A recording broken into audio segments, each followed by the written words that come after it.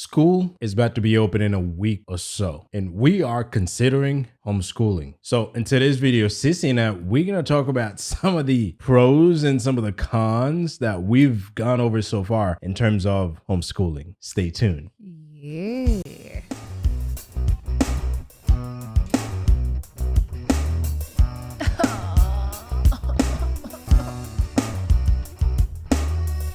Hey, Blissful friends, welcome back to another episode of the Blissology podcast. I am your host, Cece, and I'm joined by my husband.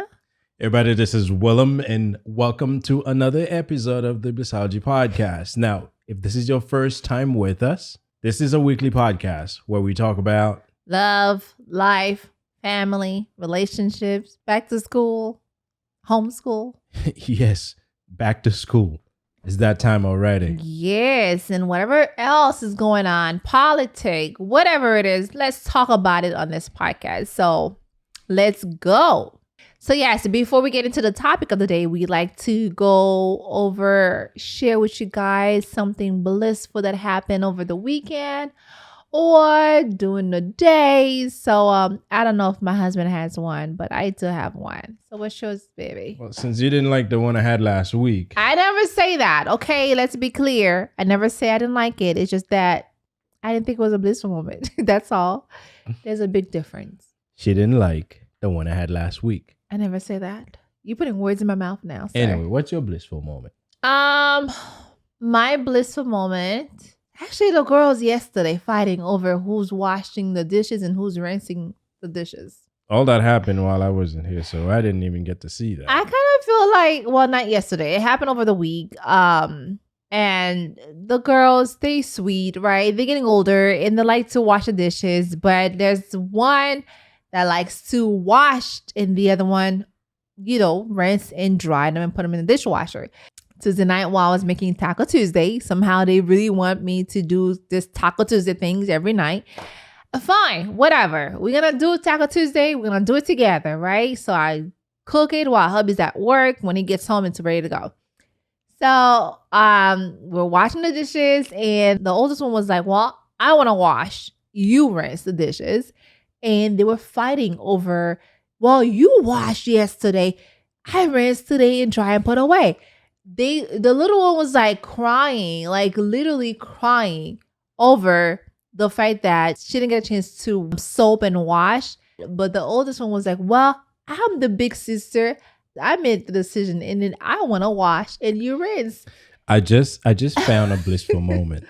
It was just so cute. They were fighting over that and they were just going back and forth. Good. I was like, listen, tomorrow you wash, you rinse, you dry, put away. And yeah.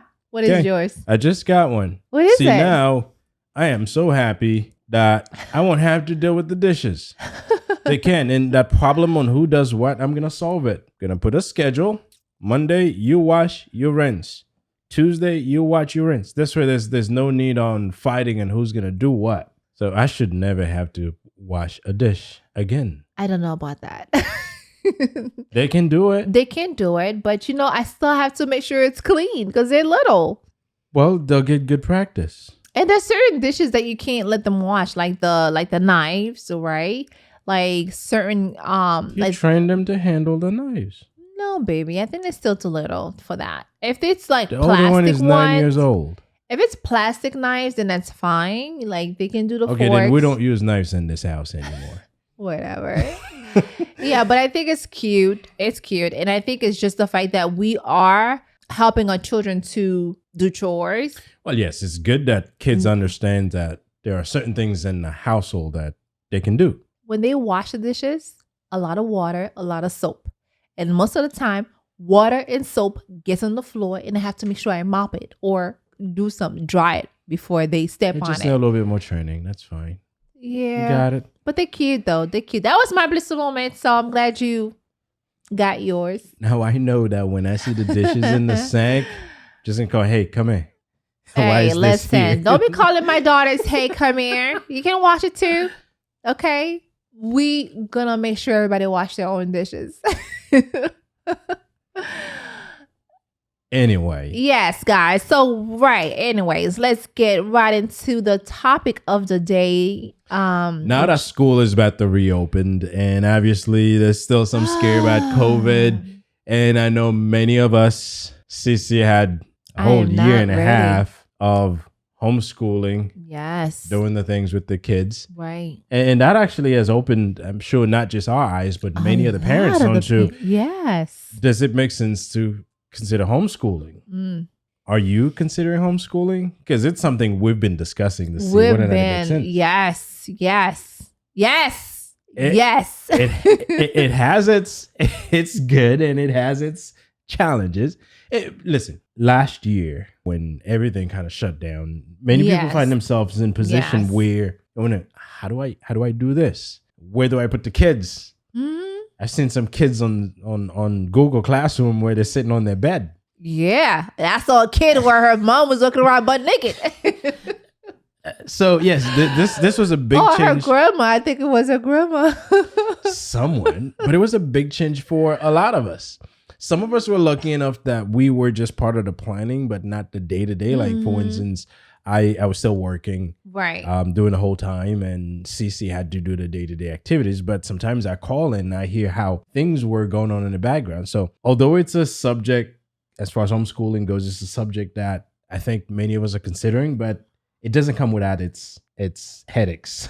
I mean, of course, everything in life have its headaches, everything in life. And I know I would definitely consider keeping the children home, homeschool them. Well, some Because there's just so much that happened during COVID. It's just that it just feels so much better. I mean, for me, it was just the connection, like the kids and I together. It's just something that, of course, a lot of parents are consider with COVID, still around. I don't feel safe sending the kids back to school. Well, the tools are there. You When you look at the tools that you need to be able to teach your kids at home, right. it's there. I mean, right now, I know over the last year and a half, it was kind of like hybrid. Teachers in the classroom, Yep. they're teaching remotely. But when you man, go I've into learned. full-blown homeschooling, it's all on you. Obviously, there are some curriculums out there that you can Yes. buy and Yes. helps you with the process. But But I truly feel like because of COVID, there's a lot more parents are considering homeschooling. Because I know based on the research that I found, they were saying that it's a lot higher since 2019. Like the rating is just like high, keep going, because a lot of parents are consider keeping the kids home while they work from home, or rather, they run their business. we're Yeah. thinking differently about how we teach our children. I wasn't brought up in a home where homeschooling was even something to consider, right? However, now that If you can afford to go to school. I wasn't brought up in a home where homeschooling was an option, right? I had to go to a classroom, and classroom has not? its benefits. Right. But now that many people have had a chance to really test being home and teaching your kids, Mhm. you realize that it's not that far out in terms of things that can't be done. It can be done. Right. And the older the kids are, the I guess the easier it gets because they can understand better, or is it the other way around? No, I think they understand things better.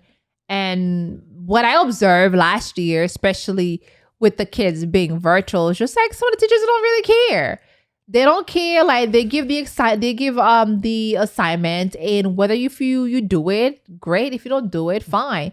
I mean, there's different methods. There's different teachers have different ways of teaching, which I understand. That's fine. But I do feel like if I have like the package of, okay, here's your first grade lessons for the whole year, you go ahead and teach your children, I would take that. I would take it like right now. I'll take it.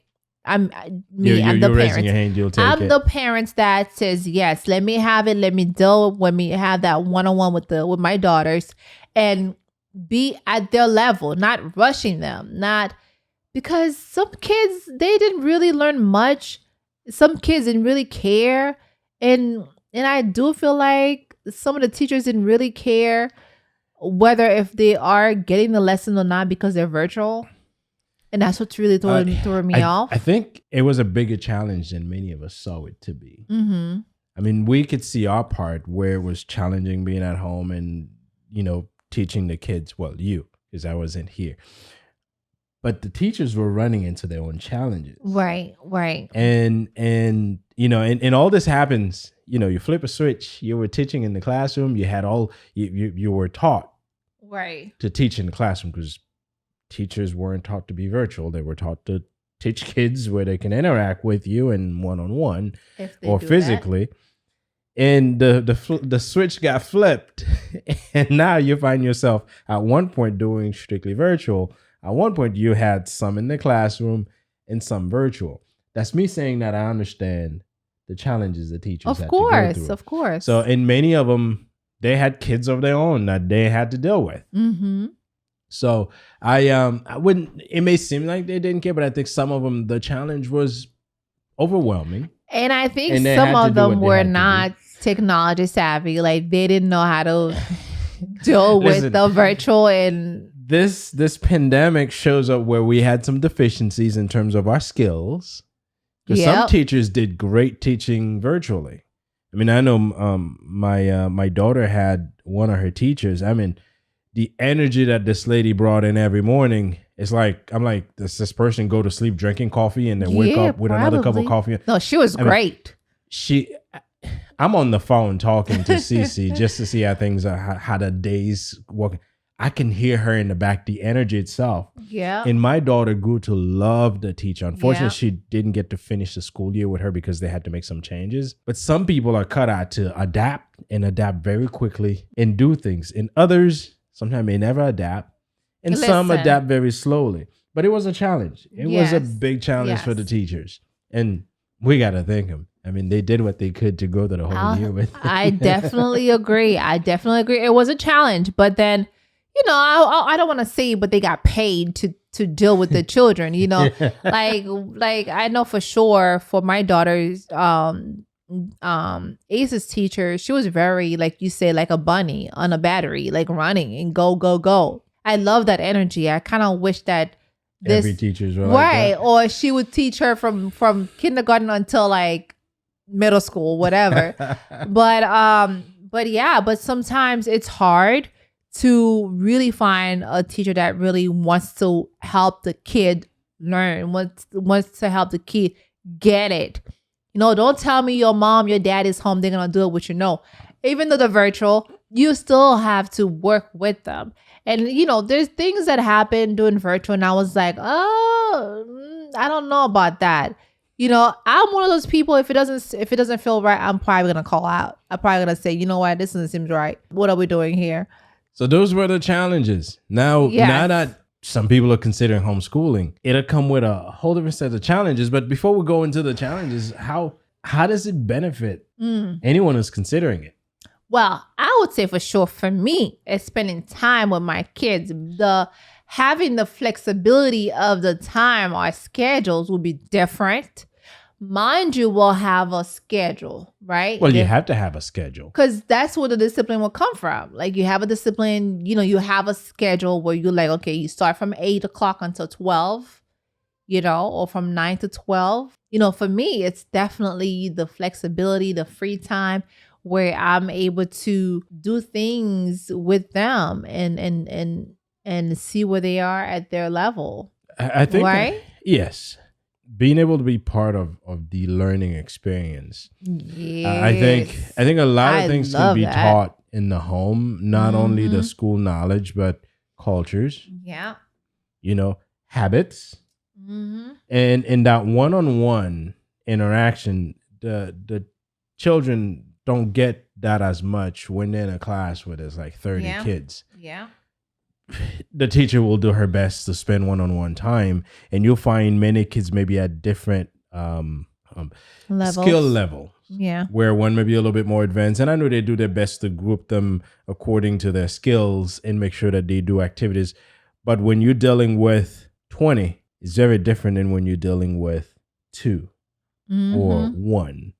And if you have the ability to do so, one of the biggest advantage you'll find that you can be part of the learning process. And this is exactly what happened last year. We were doing things together, like the Success Maker, the iReady, and other things that the kids were doing. I was involved more as opposed to when they go to school, I pick them up from school. I just love the fact that I was learning. We were learning together. There's some things I don't, we weren't brought up here, right? There's some stuff I'm like, okay, Google, what is this? But so you find yourself as a parent learning as well. Of course. And not just learning some of the things your kids are learning, but you learn a whole lot more about your child. Yeah. And I'm like, okay, baby, you smart.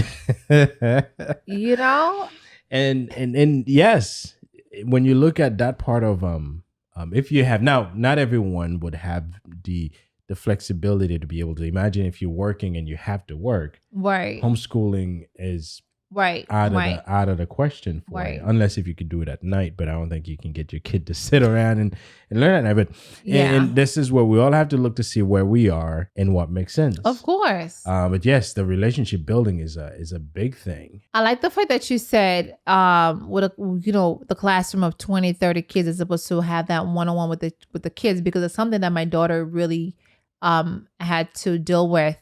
When she would raise her hands and the teacher would see her and she'll get upset and she'll cry, and I'll tell her, it's okay. You get to answer the question next time.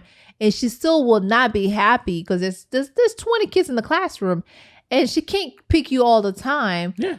And I'm sure the other ones were probably feeling the same way too, but this is why having that one-on-one, that it's different. It's just different. Many of us, we have our children, we get them in the morning, we prep them, we drop them off to school. They're there for however many hours, we pick them up.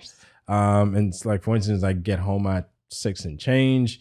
I see them, maybe we spend an hour together, and they go, when you get to spend a day with your child, you get to teach them, you get to read with them, you get to guide them. It's a whole different ball game. It's a whole different experience. You're bonding and you can gauge where they are in the learning.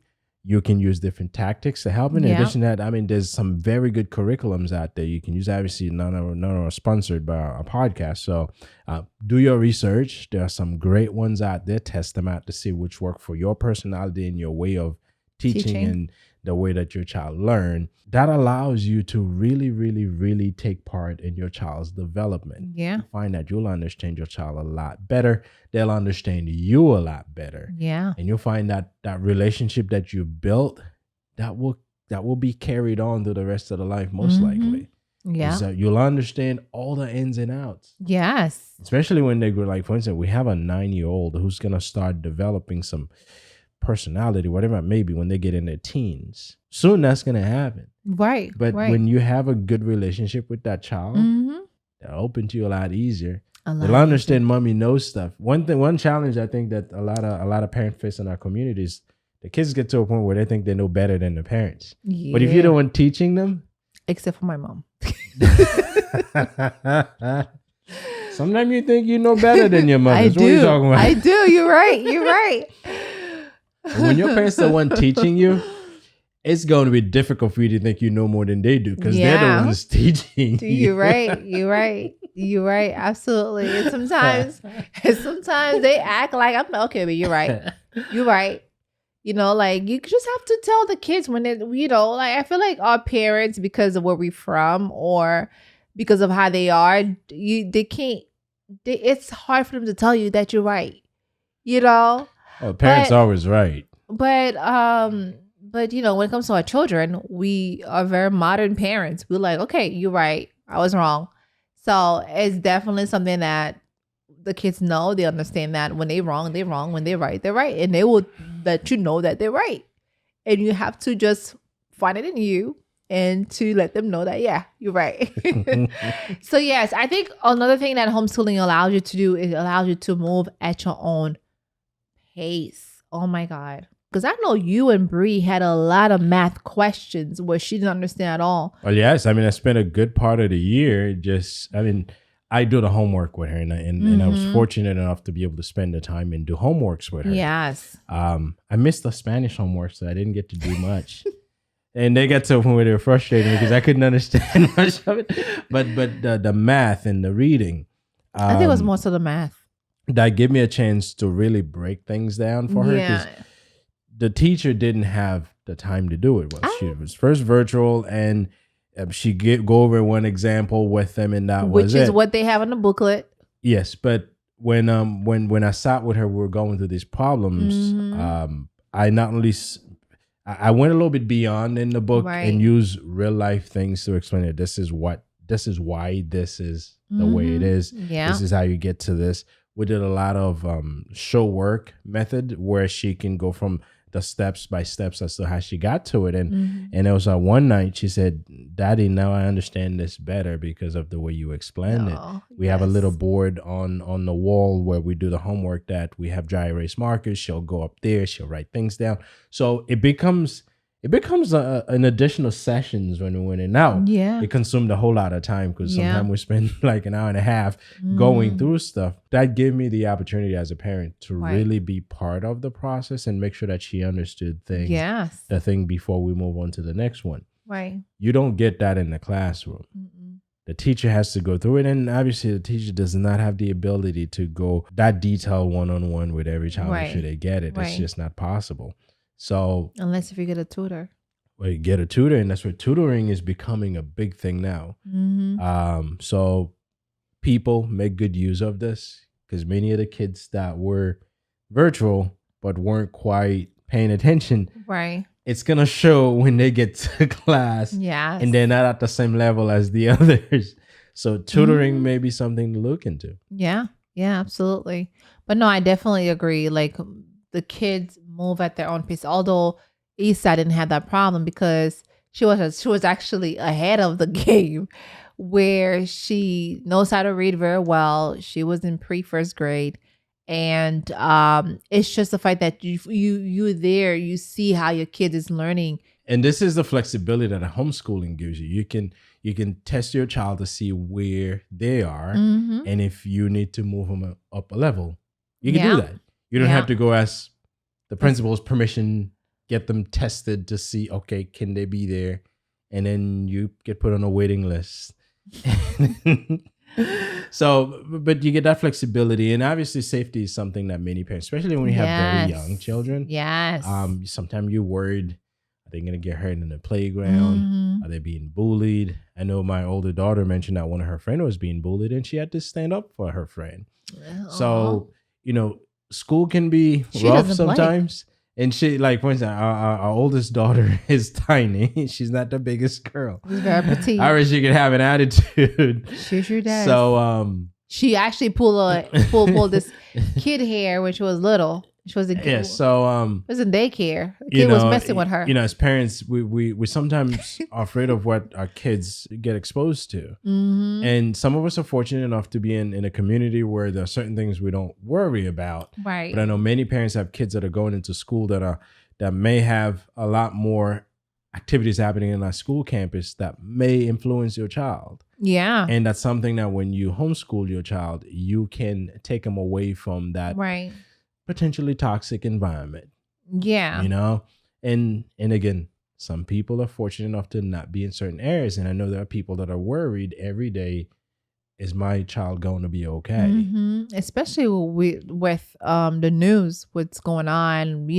People are coming to school with guns and knives and all kind of crazy stuff. Hasn't happened recently. I mean, I'm just saying it happened before. It happened in the past. So it's just something that happened. Where when you homeschool your kids, you are at a much better place. You're at peace and not worry about whether if they're being hurt, like you said, or being bullied, or if they're eating their food, Well, food, that's one thing with our kids. The older one would eat less, not enough that she should. The younger one will eat too much. Yes. So we have like opposite of them. Yeah. So obviously at home you can control the portion, because I can't even tell how many times that the older one. I control the portion. She does. She controls the portion. You don't. I feed them. I control. I mean, not that I'm saying she's overweight. She's not. It's just that, yeah, I think because the older one is a bit slim and tall and slim, and she's kind of like not slim but not chunky, so she kind of fall in between.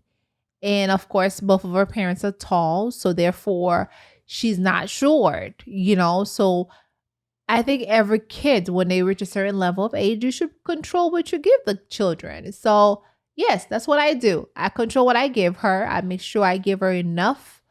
And yes, she loves her food, just like her daddy love his food.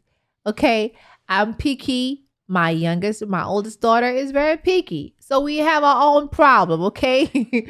We have our own issues and it's fine. We're fine. So yeah, I think food is something that I always have a problem with when I send her to school with food, because I don't let them buy food at the school unless if it's Friday. So she'll bring back home exactly what I said. It's interesting how I would pack her lunch and she would either eat the snack or she would either eat the fruit or whatever, whatever she desired at the moment. She picks what she wants. So then I am the one, I get upset. Okay, I get very upset and angry and mad and like this black mad woman. Like, why didn't you eat your food? I think because as a mother, you want your children to have something, to eat something. And of course, my mom told me all the time that I was very picky to myself. But I kind of see what she went through when I was younger, when I was little. But yeah, it sucks when you send your kids to school and they come home with almost everything that you packed them. And you're like, what did you eat from 8 o'clock until 2? So it's hard. And it's something that when they were virtual, I had control over that. I make sure she eats her food. I make sure she eats her vegetables and her fruits and drinks. And she was good. I didn't have to worry about that. Now, this is why when you homeschool your kids, there's a lot of things you don't have to worry about because you are in control of what's going on. Right, babe? I agree. Absolutely agree. Another benefit is that you cut down any outside influence. Oh, yes. People can play with your kids' mind. Oh, my God, yeah. You teach them the true value of them. Yes. You don't want anyone making them feel less than they are. You help them be grounded in themselves. Yes. Boost their self-esteem. You don't have teachers telling you, hey, you can't do that. Get that out of your head. Yeah. Yeah. Sometimes they say that. You don't have the skills to do that. Yeah. You can't even read. Why you think you're going to be on TV? No, that's Steve Harvey. That's Steve Harvey. Right. You can cut down the outside influence. And I'm not talking about, the teachers, because sometimes the kids that they hang out with on the playground will influence them. Bad influence. Yep. Make them feel less of her. I mean, kids are very, very fragile in their early days. Mm-hmm. I can look at our youngest daughter. She's very emotional. You wouldn't think that she is, but she is. She'll start crying very easily. She is. And a child like this, obviously, we want to make sure that we boost their confidence as much as we can. Yeah. And sometimes in the home, you can do that better than in the school system. And believe me, they spend a lot of time in the school. Imagine if they're being bullied day in, day out. Now they'll be scarred. And if you homeschool your child, you can spare them. However, you're still gonna teach them how to live in the real world. Yeah. You can use examples, you can use a number of things to teach them, because you don't want to shelter them so much from the real world that when they finally get out, they're like, I want back in. Right? So don't look at it as a way to shelter them for everything that's happening, but use that as a way to help build them up. Right. So they can be ready for what's coming. Yes. Yes. Especially, girls or boys. There's certain words that they get from the school, from their classmates, and they'll bring that home. Luckily for us, we don't have that yet. Knock on wood. There's a lot of words that our daughters don't know. When it comes to the bad, certain words that some kids their age know already. I think this is when the discipline also comes, when you know your kids, and you got to make sure there's certain words you don't say around them, and this is where the bad influence outside of the house, when they go to school, they would hear friends say certain things, and the friend would explain to them what it is, and the next thing you know, they start saying these things around us. I mean, it's interesting. Our daughter, when we watched a movie last Friday, and someone said the word stupid, and my youngest one was like, "Oh, mommy, did you hear that?" And I was like, "What happened?" She said, "Did you hear the S word?" And I was like, "What is S? Sassy?" She said, "No, mommy, S word." And then the oldest one was like, STU. And I was like, oh my God. Because they know certain words not to say around each other. Yes. And, I don't want them completely not know words. In fact, I want them to know the words, but know how to best use them or know when not to use them. Let's face it. The kids would learn some curse words. Yeah. And I'd rather have them teach them, this is what this word means. This is how this word can hurt someone. Can you imagine? You sit your kids down. Okay, word BITC blank is this. This is what it means. And it's good for them to know that. At least they know how that word can hurt someone. But don't you go out there and tell people that? But yes, because if they know that they'll hear someone say it, then they'll know, okay, this person is doing this to so-and-so. Mm-hmm. And there's some words that people take pride in saying because they feel like it makes them feel a certain way. Right. But if you teach your kids ahead of time, this is what this word is, and this is how this is the history behind this word. This is how this word degrade whomever you're using it towards. Mm-hmm. They'll have a good understanding as to why they shouldn't use that word. Yeah. That's why we don't take that approach. Don't say that that's bad. No, you got to understand why this is bad. Right. Because then you'll be able to make a smart decision as to whether or not you should use that. Yes. Now, they're still young. So, and I think it has to do with the word stupid too. Like she knows what it means, and she said, "Mommy, did you hear that word?" And I said, "Yeah." I didn't hear it. And she said this and this. So she knows what it's a bad word, but she didn't say it. Yes. And then this is where you know the word is bad. You know why it's bad. Right. You know not to say it, especially among themselves, because I don't ever want them to use crazy words to themselves. If someone does an STUP stuff and they saw it, and they say, man, this person did some STUP stuff, I don't have any issues with it. Right. I said. And there's a lot of people that does that. But on a side note, another thing also is, and I know we may have mentioned it earlier, it's the one-on-one instructions. The one-on-one instructions. A child needs it, and the more of it they can get, the better. Mm-hmm. It gives you an opportunity to really ask every types of questions that they have to clarify their understanding of what it is that we're discussing. Because there are some subjects.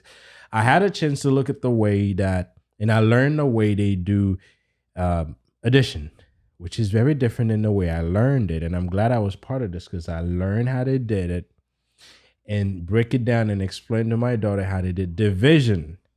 It's also the way they teach it now is very different than the way I learned it. But I had to learn it to make sure that I can help my daughter understand it. So and I had to go over it a few times. I had to use a number of different examples, number of different numbers to have her do it just to make sure she got it. The teachers didn't do that. And this is where the one-on-one instruction comes in because she had some questions. Right. As to why does this go on this side? She told me division is multiplication backwards. In some way, yes. And I was like, oh, really? So, and yes, we did a number of them because she had that diagnostic test that she had to take. Yes. And see, this is the part. This is, again, we take the time. Although it was like our first time taking it, right? It didn't really count much against them. But we take that one-on-one instruction. We take that one-on-one time to do it. Like me, I don't like math. Like whatever it is, don't come at me when it comes to math. No, I'll tell you, wait for your dad. And I don't want to see it. If it's English or whatever, reading or science, whatever it is, let's work on it together. But there's a lot of things that, and the thing is too, let me say this, it's not just me as a mother, a businesswoman, or who home doing my business and taking care of my family, my girls. I also want my husband, even though he works, he leave the house and go to work. I also want him to have that bonding time with the girls as well.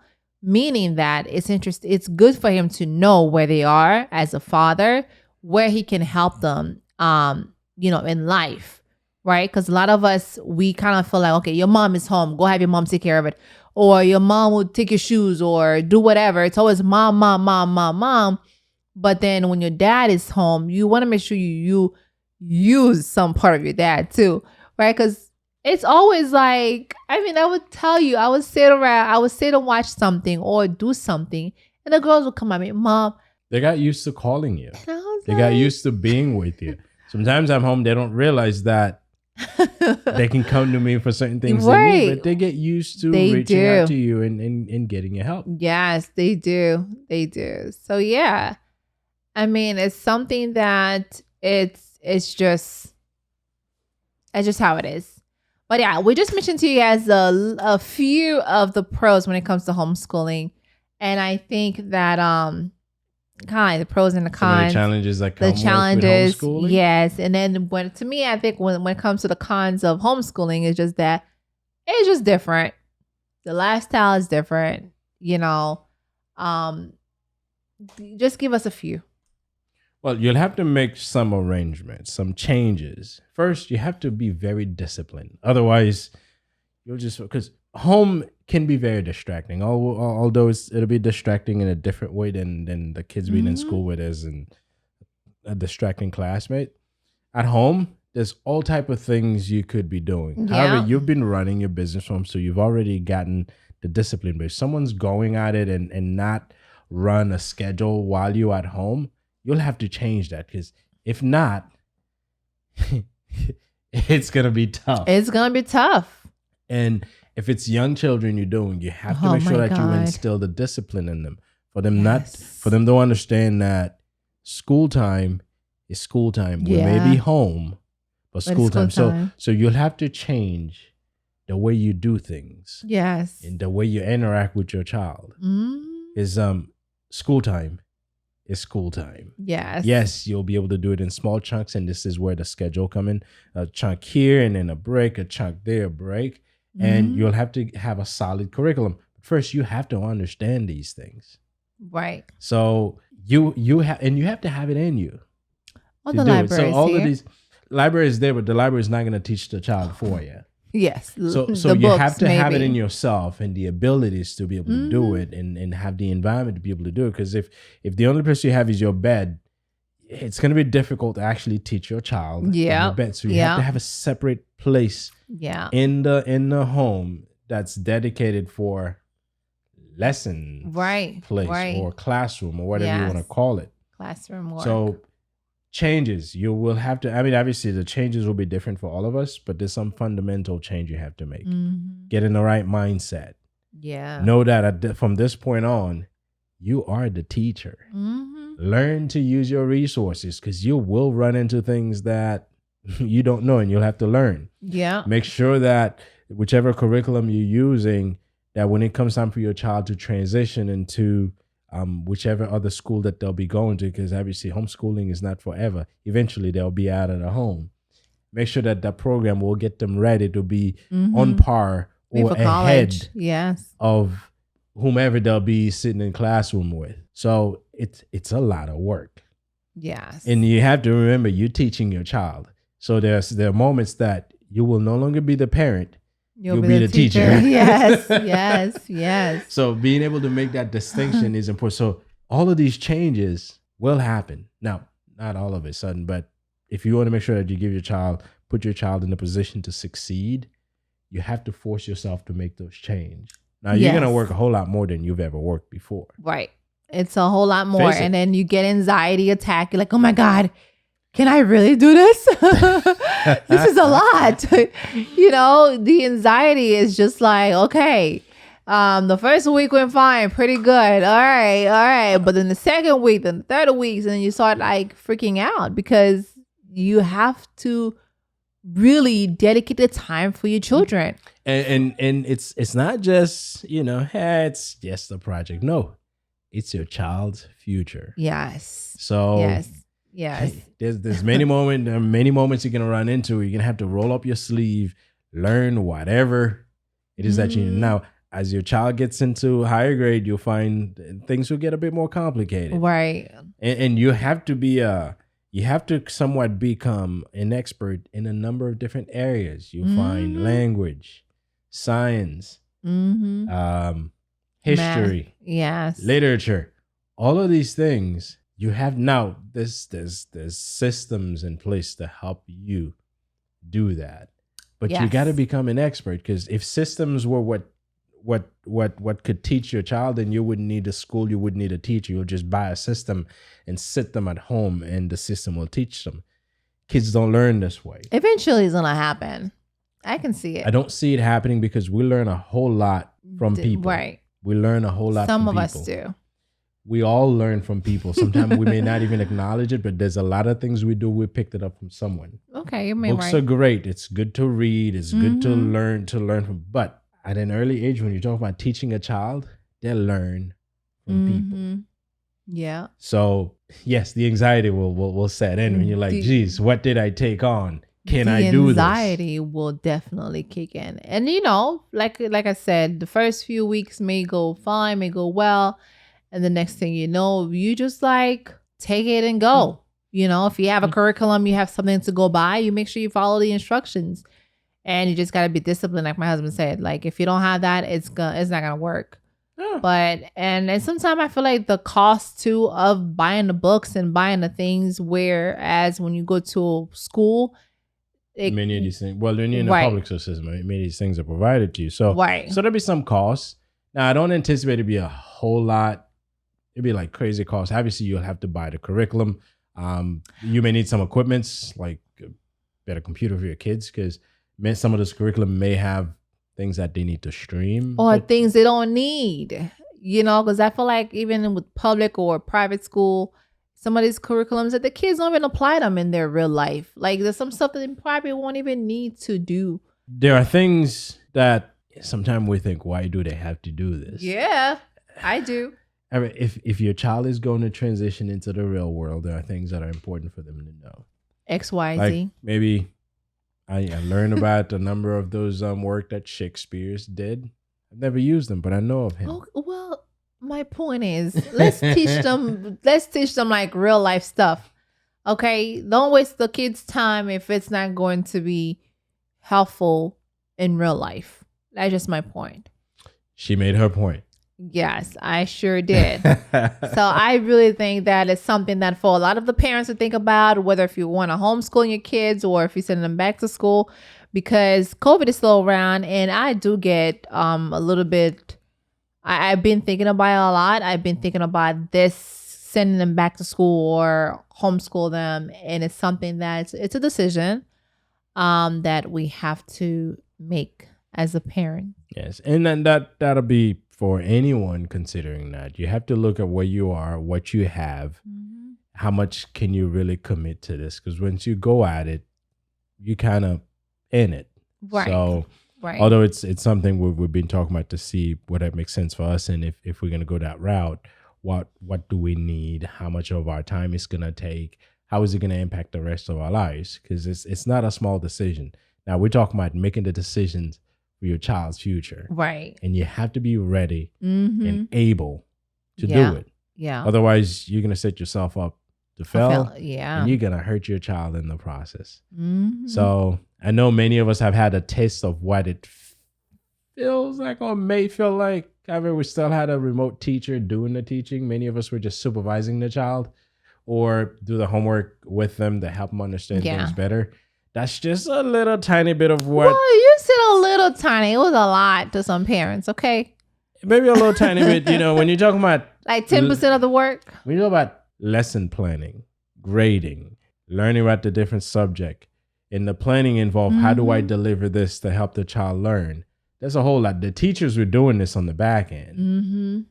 Many cases, we were just supervising and assisting. Right. Well, Once you go yeah. homeschool, you don't have that. Obviously, whatever curriculum or program you're using will have some assistance for you.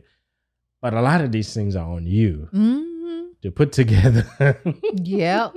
Or you just buy the program. So I think, just looking at what happened last year and saying, yeah, I got what it takes to homeschool. It takes a whole lot more. It takes way more than that. Yes. Yes. So if anyone's considering that, make sure that you do your research. Do your research. Make sure that you're ready and able to do this homeschooling thing. Yes, it has a lot of pros. It'll free you up to do a whole lot more. Really get you involved in your child's learning. But you have to make sure that it's something that you can fully commit to. So your decision is yours. That's it. Thank you very much, guys, for listening to our podcast about should we do homeschooling or not. Homeschool. We doing it here. We appreciate you listening, and as school is going to be opening soon for all of us, and those of you that have really young children, really make sure that you do what you need to do to make sure your child is safe at school. If you're going to do homeschooling, make sure you have what you need. If they're going to give us the option to do virtual again, make sure that we've take a lot of the lesson we've learned from the last year and a half and do better this time. And do what you can, because at the end of the day, we all want our child to be educated in the best way that we can. Amen. And we rely on a school system that's not perfect, but it serves its purpose to a certain extent. If we can make it better, let's do that. If we can substitute our assistance to make it better, do that. As parents, I think we have a responsibility to be involved in our child's education, whether it's homeschooling or whether it's be taking part in their school while they go to traditional school, but take part in what they're learning when they get home, or make sure you're in constant communication with the teachers. Whatever you do, be part of your children's education. So I'm hoping that we shared enough with you on what we've been thinking about and what we think. And hopefully that give you some information. If you're experiencing anything different than what we've thought about, we appreciate some comments.